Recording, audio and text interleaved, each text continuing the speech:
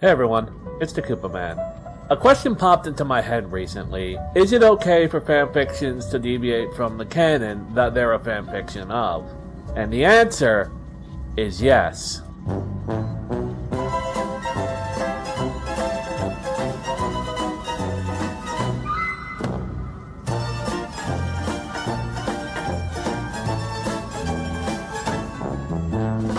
Alright, there's obviously more to it than that, but it honestly depends on what you mean by that. And it doesn't just apply to fanfictions either.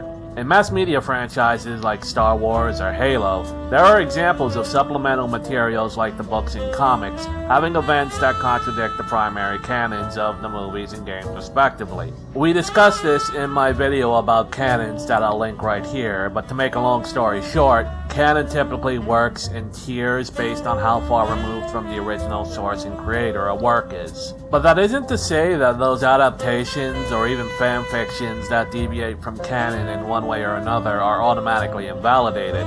Some people may prefer future Trunks getting a super cool new attack and a new form in his titular story arc in Dragon Ball Super, rather than him being a paladin with healing abilities.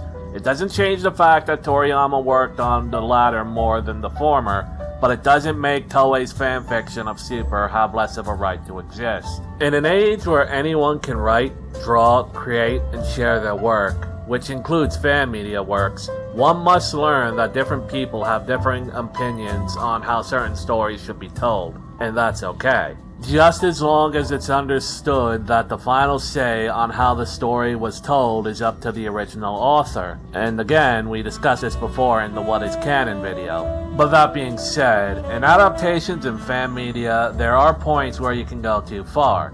Take for example Spider-Man Reign. This story was written and drawn by Kare Andrews to be a sort of Spider-Man answer to Frank Miller's Dark Knight Returns. It takes place in the not-too-distant future of an authoritarian New York, meant to be a shallow, leftist-tinted allegory for Rudy Giuliani's mayoral term, rather than DKR's send-up to the Ronald Reagan administration. Geez, what is it about hippy-dippy leftists and writing these kinds of shitty stories? Peter Parker in the story is a bitter old man a la Jake Skywalker. J. Jonah Jameson has gone senile, and the villain is the mayor wearing the Venom symbiote, and Mary Jane Watson died of ovarian cancer from Peter's radioactive spider splooge. Basically, the whole thing comes off as a cynical, depressing, edgelord sad porn written more to, quote, criticize Republican politicians than entertain the audience. Which, thinking about it, makes it a perfect companion to Batman The Dark Knight Returns. But it strays so far from the everyman amazing fantasy that Spider-Man was built around, it's actually insulting. The only people who liked it were the artsy-fartsy, hippy-dippy lefty critics, while the longtime Spider-Man fans fucking hated it. Rightfully so. It deviated not only too far from canon, which, considering it's an Elseworlds where that sort of thing is a little more tolerated, is saying something, but the actual spirit of the work it was using to tell the story it wanted to tell. It was like The Last Jedi a decade before that movie was ever made. But then you got sentiments like Ruby fanfics and Pokemon fan media does it better than canon, which is a true sentiment, don't get me wrong, but that's because Ruby as a series and Pokemon as a franchise, like Spider-Man Reign and Dark Knight Returns, abandoned the core of what drew the fans to them. In Ruby's case, it was to appease Tumblrites and shippers, and in Pokemon's case, it was to appeal to the lowest common denominator of whales and brand ambassadors. But there's no denying that the fan media has far more soul because it's made by the fans who wanted to see these series do better than they are. Sure, those works aren't canon, but there is a desire for them to be, and that's, if nothing else, a condemnation of the actual canon franchise creators. They were the ones who lost their way, not the fanfiction writers. For the record, he's talking about Kruby and the Pokemon Company, not Satoshi Tajiri and Monty Ohm.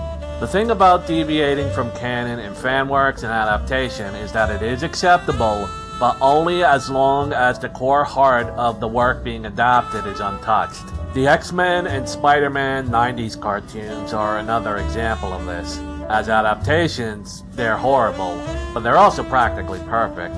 They abridge stories, erase characters, and alter characters in a way that contradicts the comics, like how Scott Summers is a Captain America-styled goody-two-shoes instead of a deeply flawed man. But it doesn't matter, as the core action, the core of the characters, even if they are idealized, and the core of the stories remain intact.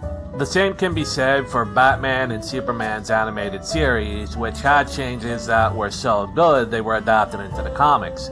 Things like Lockup, Harley Quinn, Livewire, and Mercy Graves' characters, or the alternate retelling to Mr. Freeze's origins and motivations are proof.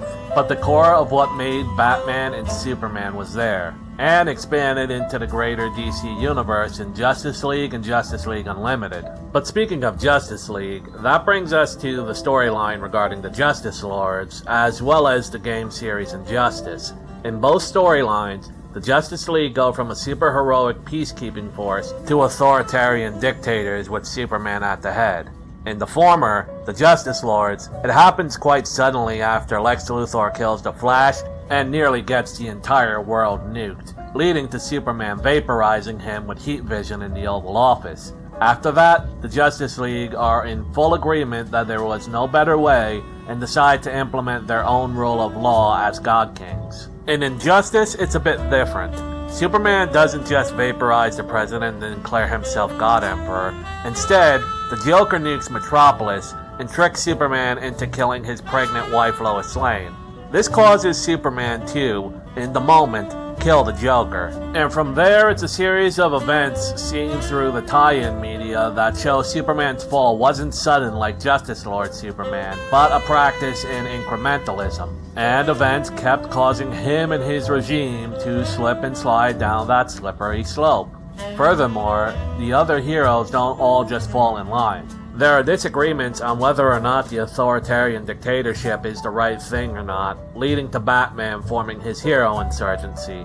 The key difference is in the why. While I may have stated before that I liked the Justice Lord storyline and thought it was better, I recant that statement and say I prefer the Injustice version of events now. Granted, both stories make it very clear that the events are part of an Elseworld, and the real Superman would never stoop to such extremes.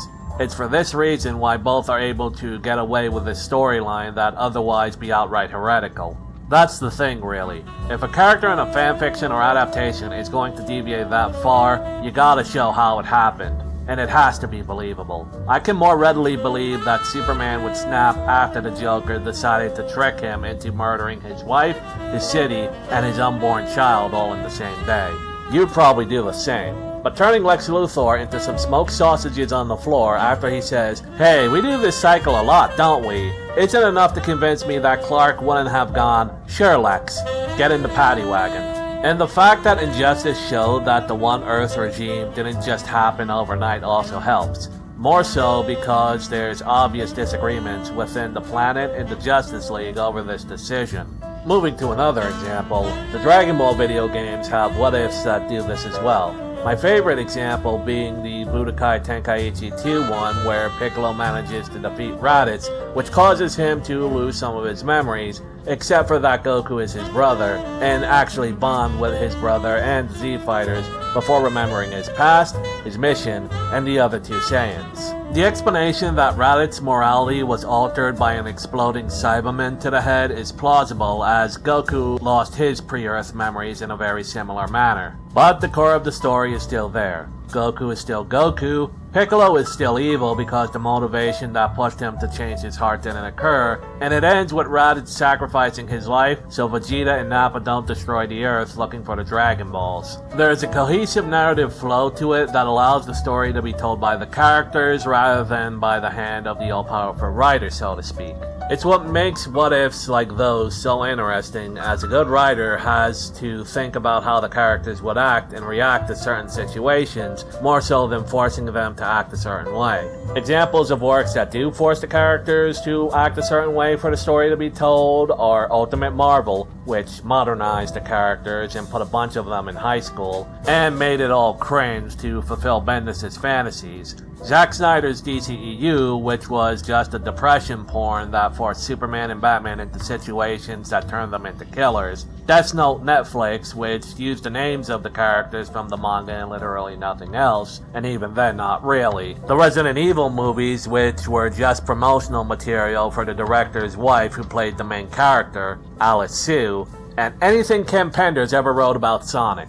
But it's not just characterization and heart that gets lost in adaptation deviations. A fan with too much time made his own crossover of Star Wars and Warhammer 40k, which was really uncharitable to the Star Wars side of the crossover, as the intention of the story was for 40k Buttermilk Bobs to wank over how their dad can beat up our dad. It's what motivated myself, Squasher, Swordsman, and others to do our own crossover campaign where the Imperium of Man invaded the galaxy and failed utterly, because it was a stupid idea for them to begin with to invade another galaxy. Granted, it's not out of character for the High Lords of Terra to be stupid dumb assholes, but still. And granted, that campaign sort of died in stillbirth, but you get the idea.